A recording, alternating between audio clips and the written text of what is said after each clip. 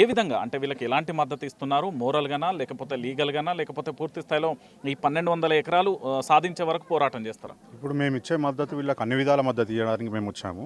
మాది ఇక్కడ 10 ఊర్లు దాటితే మా 11 ఊరు మాది. ఇప్పుడు వీటి వరకు వచ్చింది, రేపు మా వరకు కూడా రావచ్చు. అందుకొరకే వీళ్ళందరికీ మద్దతు ఇచ్చి వీళ్ళ భూములు కాపాడే వరకు అది ఎలాంటి సాయమైనా చేయడానికి మేము రెడీగా ఉన్నామని తెలియజేయడానికి వచ్చాము వీళ్ళకి. ఓకే. అంటే ఈ 1200 ఎకరాల అభివృద్ధి అని ఒకవైపు అంటాను. ఇండస్ట్రియల్ పార్క్‌తో ఉద్యోగ అవకాశాలు కల్పిస్తాం. భూమికి బదులు ఎంతో కొంత నగదును అప్పజెప్తాం. మీరు బాగుపడండి అంటూ ప్రభుత్వం వాదన ఒకవైపు. మీరేమో పూర్తి స్థాయిలో భూమి ఇచ్చేదే లేదా అంటూ ఇక్కడ గ్రామస్తులు చెప్తున్న పరిస్థితి కనబడుతుంది. భవిష్యత్తులో మా గ్రామాలకు కూడా వస్తారన్న భయంతో మీరున్న పరిస్థితి.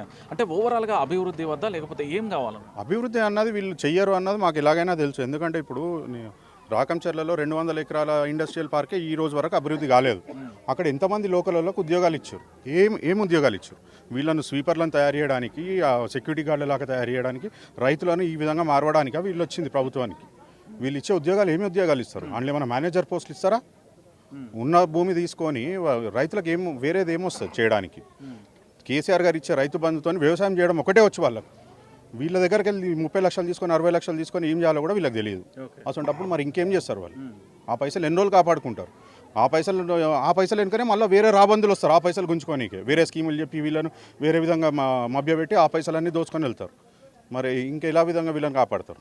అందుకొరకే వీళ్ళ భూములు వీళ్ళకే ఉంటే వాళ్ళకి తెలుసు ఆ భూమిని ఏం చేసుకోవాలన్నది రైతుకు తెలుసు. కాబట్టి రైతు చేతిలోనే భూమి ఉండాలి.